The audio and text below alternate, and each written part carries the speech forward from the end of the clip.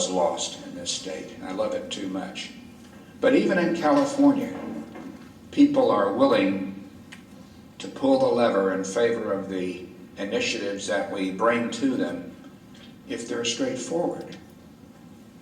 But if we do not assert the importance of those four principles, I think that 10 years from now, we won't recognize the nation. We don't recognize, many of us, we don't recognize California as it is. We have more tax receivers than we do have taxpayers. We have more people for whom the rule of law means absolutely nothing. The California Dream Act, it's an acknowledgement that the rule of law is secondary to whatever they want to achieve. There's a group at Berkeley called the Coalition to Defend Diversity and Affirmative Action and Immigrant Rights and Integration by Any Means Necessary. I swear to you, that's their name. They're called By Any Means Necessary for short. They have a chapter at Berkeley. Recently, the college Republicans of Berkeley decided to challenge the system that was there. They decided to challenge it. They challenged it by selling cupcakes with prices based on the race or ethnicity of the purchasers. They invited me to join them. At first I declined because my cowardly instincts came forward. I thought that Berkeley is not exactly the best place for me to go. But some of the staff prevailed upon me to go, and Lindsay had a couple of security guards go with me. That's true. And I went. I have never been prouder in my life than the next generation than I was to sit there at the table with these students. They get it. And I thought, if they're willing to put themselves on the line, because they live on this campus every day, I can sell a couple of cupcakes and get the heck out of here. But they're here every day.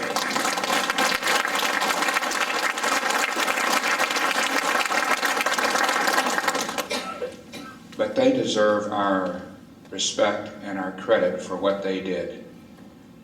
And it was because of their support, I am convinced, and their leadership and their creativity, that Jerry Brown vetoed SB 185. And let me tell you about SB 185. SB 185, sponsored by Senator Ed Hernandez, reads that California State University system and the University of California system may consider, and that's the operative word, may consider race and ethnicity and gender in the admissions process. Now, if you're puzzled by that, what it's saying is you can ignore, if you're one of those campuses, you can ignore Proposition 209. That bill had been introduced in 2 prior sessions of the legislature. And to his credit, Governor Schwarzenegger did one of the things that I admire most about his stewardship, one of the few things I admire most about his stewardship. He vetoed it. He said, this is unconstitutional. Jerry Brown, I believe, was poised to sign this bill this time. But I think he made a trade-off. He would sign the California Dream Act, but he would veto SB 185. And there's a story behind SB 185. It was sponsored by a member of the California Legislative Latino Caucus. The Latino Caucus is about 34 members strong. They vote together as a bloc. I don't care whether the speaker is from Mars, personally. as long as they have the right value, they obey the law, they treat everybody with respect in this state. But the Latino caucus has an agenda, and that agenda has been driver's licenses for illegal immigrants, has been in-state tuition for illegals. It has been educational benefits for illegals. And that agenda runs contrary to many of the tenets of American life. Now let me say this about the whole question of undocumented, if you will, or illegal immigrants. It's a very nuanced issue. There are kids who came here illegally. They're illegal immigrants. That's one category for whom I have no hesitancy in saying if you're illegal, you don't deserve any special benefits. But there are young kids who were brought here by their parents illegally when they were at a tender age of 2 or 3. They've been here in this country, in our state, for 15 years. What do we do with them? This was something that Governor Perry of Texas got in trouble for. And my knee-jerk reaction was, well, they're illegal. Why are you giving benefits? But I had to vote on this as a regent when I was serving my 12-year sentence as a regent. And it is a nuanced issue. What do you do about the young person who's been here for 15, 16 years? They didn't make the decision to come to America. They are here. This is their home. What do we do about them? It's a very nuanced issue, and we can't have a knee-jerk reaction to that. But we have to solve the problem of illegal immigration. It's not as uppermost in our minds now because the economy is in the toilet. But it is a major problem. And it is a problem that is draining the state of California. It is draining us culturally because people are not assimilating fast enough. It's draining us fiscally because the cost of illegal immigration is astronomical in terms of education, medical care, and a host of other things. But our elected officials are unwilling to tackle it. They're just simply unwilling to tackle it. And I assure you that Governor Brown's not going to tackle it. But if you want to look at whether America is in decline, look at that issue. And I believe you will come away from it absolutely convinced that we are in decline. But there's something about the American spirit that gives me hope, even with all of that negative thinking. We're great people. We're very decent people. We're hopeful people. True, we have no reason to be hopeful right now. But in about 13 months, we have an opportunity to celebrate and say happy days are here again. And I'm absolutely convinced that if we collectively make the right decision, if we really realize what is at stake, we can pull the lever the right way and good times will be here again in America. It's going to be difficult for us to come together as Republicans, as conservatives, because there is a tendency for us to want perfection. There ain't no perfect conservative out there. There just isn't. Every one of them will break our hearts on something. So that means we're going to have to find a compromise, and find that person who can win and beat President Obama. I said, beat President Obama. May not subscribe to all of the ideals that we hold dear, but I think it's preferable that we have someone who can win, even with imperfections, than to give President Obama another 4 years without another election facing him. Because I believe if we do that, we will lose this country. I absolutely believe that. I'm not endorsing anybody here tonight, but you know who's left standing right now. And it shouldn't require too much thinking for you to think this thing through and make the right decision. Stakes are high. You know, we hear this all the time. But this time, folks, the stakes are high. They're very high. And if we don't make the right decision about electing a chief executive officer, if we give President Obama 4 more years and him having not to worry about getting reelected, we will regret the day that we did. It will be a sad day in America if we do that. I'm absolutely convinced of that. So let me thank you very much for giving me your ear. I appreciate it. Thank you.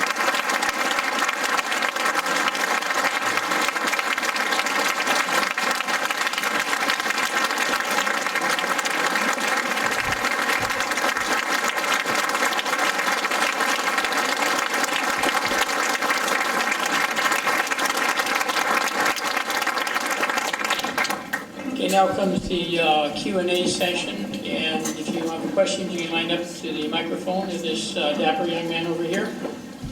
And what I wanted is a Q&A session, so that means a question, he supplies the answers. So it's not an opportunity to start telling us what you believe or what you think should be, write the letters to the editor. This is your opportunity to ask questions. Thank you. A single question, not a multiple question.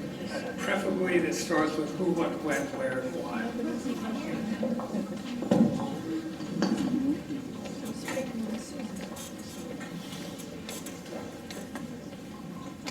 You made the comment that we can't take all the benefits away from these children. Their parents came here illegally, and we are paying welfare, medical benefits, and education for them. We simply cannot afford this. And I believe if we took all of these benefits, away, they would self-deport. What is your feeling about that? Well, I didn't say we can't take them away. I said it's a very nuanced issue, and we have to think very carefully about it. When I was a regent, this came before the board about giving in-state tuition to undocumented students. And President Dines of the university came to the board and said privately to each of us, the Latino caucus really wants this. And I said, well, what if we don't do it? Because it just doesn't make any sense. We're talking about a $14,000 per student per year subsidy. And he said, I think our budget would be in danger. And I said, then we should go to the people and tell them. Came for a vote.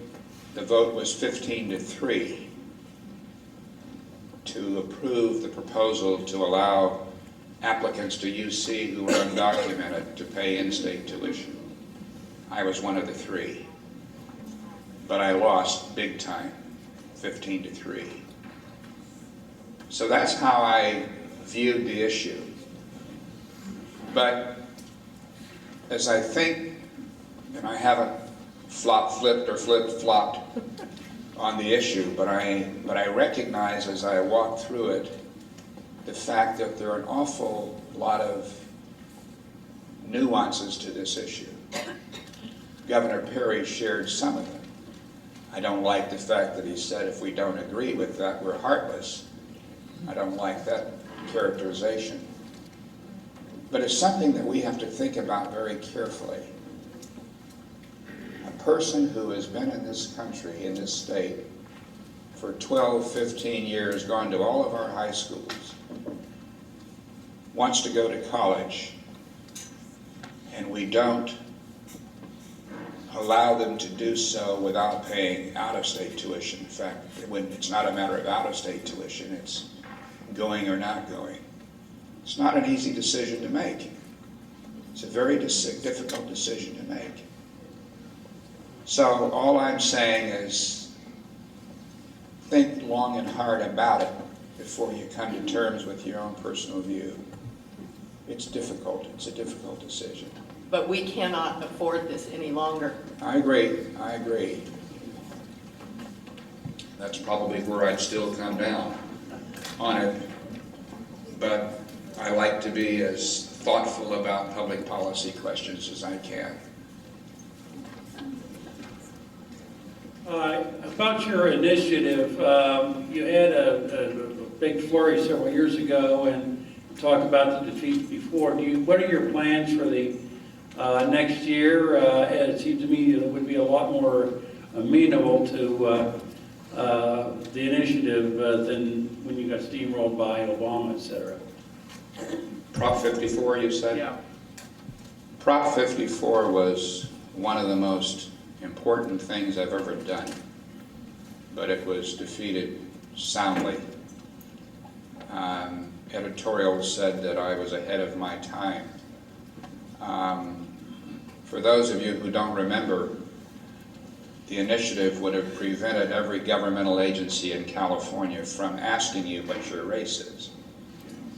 And the theory was that if you can't give preferences on the basis of that, why are you asking what their race or ethnic background is? California Teachers Association and the Indian tribes kicked in $13 million. We had $250,000. They kicked in $13 million to put C. Everett Koop, remember him? Put him on the air, and he said this is a matter of life and death.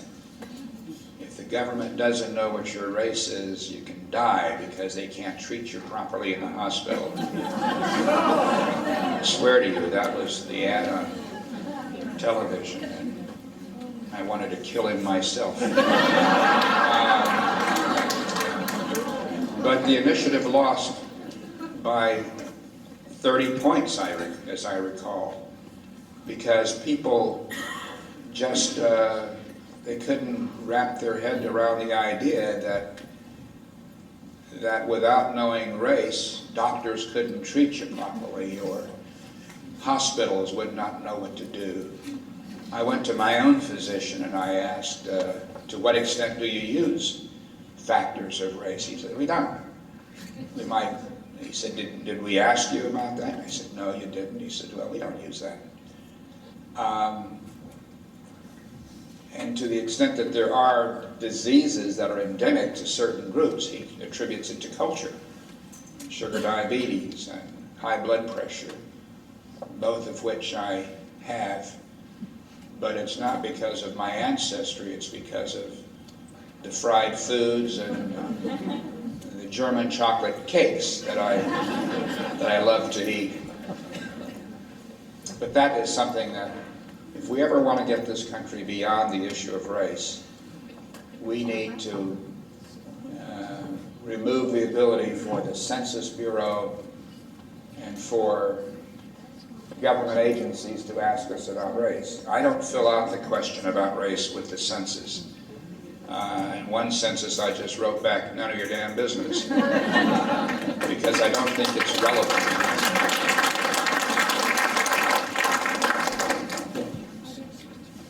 Mr. Connerly, those of us who love what you do and your organization, how can we help you? How can we participate? Wow, someone would think I planted you there. Well, the first thing is money.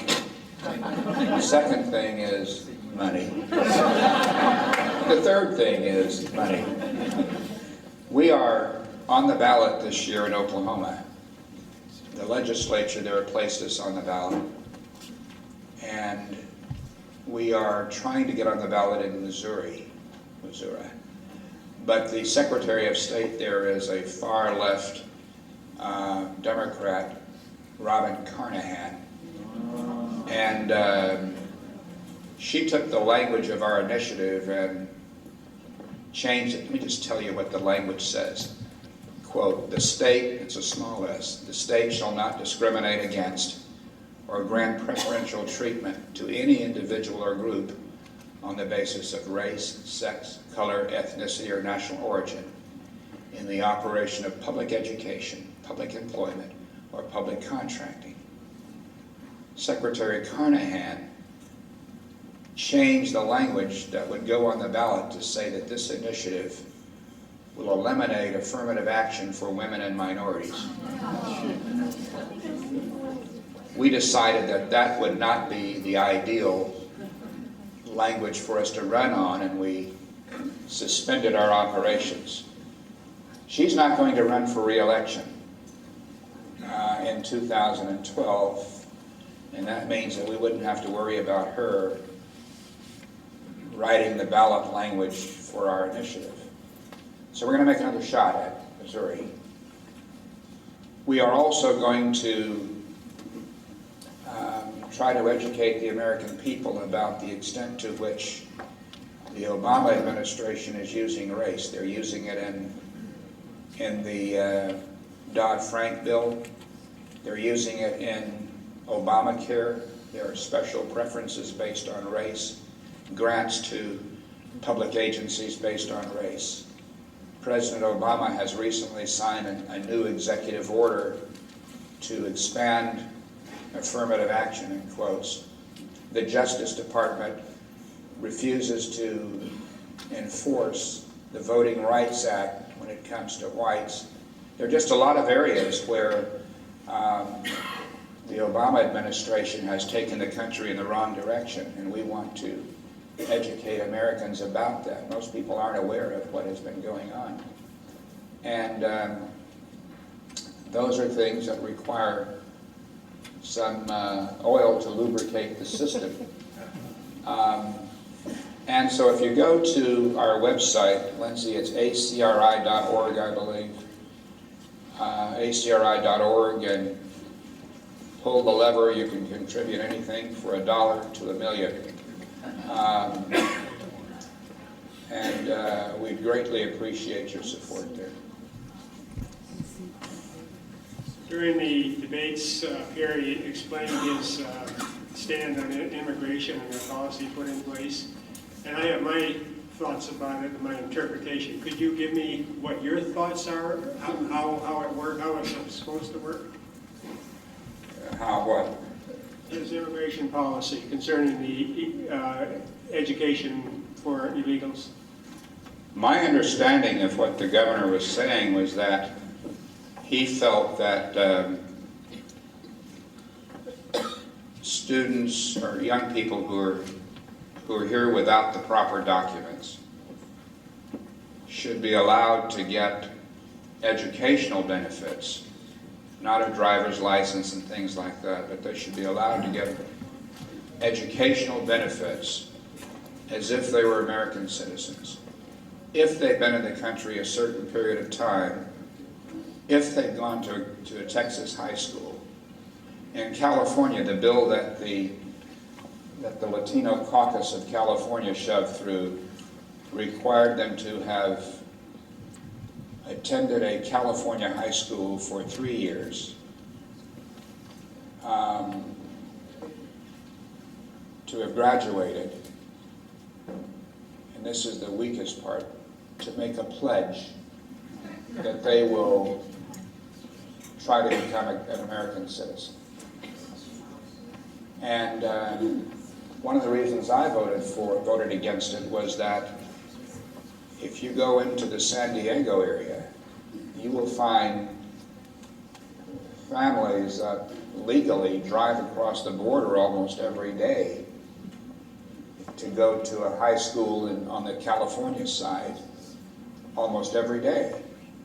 So if you allow in-state tuition based on that, you are providing a lure for them to come here, plus the fact it's very unfair to someone who resides in Washington State or Oregon, who has to pay the out-of-state tuition, which is about $14,000 more than if you are a California resident.